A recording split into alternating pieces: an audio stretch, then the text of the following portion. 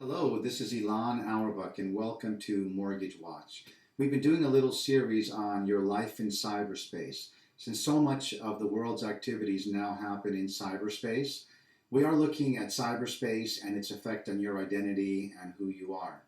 One of the biggest risks to your identity and security is from government agencies. The IRS website recently was the victim of online fraud where about 400,000 taxpayer records were released to scammers and fraudsters. The problem is that the IRS is so poor at helping those affected to clear it up, that makes for a very, very difficult time considering that's where your tax records are kept. 10 days ago, it was revealed that the government personnel office was hacked by foreign workers, probably from China, and about 4 million records were compromised. Just a few minutes ago, the government actually came out and said 20 million records were compromised. That means it's people going back 20 years of security and background checks for government employees, their social security numbers, all sorts of people connected with the government. Their identity has now been compromised. We've been talking for a while and mentioning that the new battlefields are in cyberspace, and that's where a lot of battles are taking place. Worldwide, business, finance, personal and corporate communications, the control of power grids, and movement of commodities are all happening online. The larger landscape isn't something we can control, but there are some basic things we can do to take care of ourselves. Number one, I suggest you subscribe to a credit monitoring service. This is probably the best thing you can do.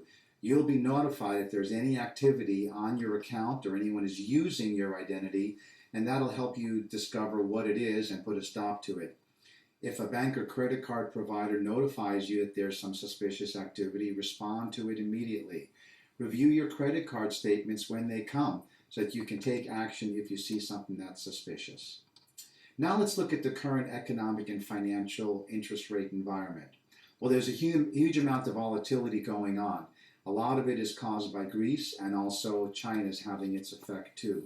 It's further proof of how interconnected the world really is at every moment and in every reach.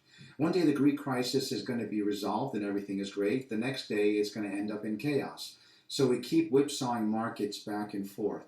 China is a little bit of a slower story, but their economy is having some serious headwinds. You may have heard that the Shanghai stock market is getting whipsawed around, and the Chinese government just stepped in with new legal powers that will allow them to control not just the political landscape, but the financial one as well. Well, that's a little scary to a lot of us, and we'll wait and see how long the people in China are willing to put up with all of this control. That's what we're seeing on the world political scene, in addition to some smaller plays going out around the world. Our takeaway for all of this is that the U.S. economic recovery remains a fragile one.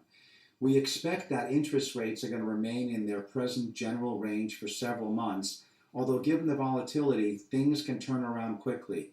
If you're considering buying a home, or you're looking at a refinance or perhaps a line of credit, interest rates remain low, so it's a good time. Just be sure that whatever you're doing, if it involves anything in the financial arena, your financial advisor or consultant keeps a close eye on developments because they're changing hour by hour. We have a new buzzword in our house, and it's called carefree. Everyone's life has so much stress and strain, and there's a lot to be concerned about. But there's also so much to be grateful for. I hope you're able to be grateful for all the wonderful things in your life and try to be as carefree as possible. That's what we're doing. Well, thanks for tuning in. This is Elon Auerbach at Mortgage Watch, wishing you a great week.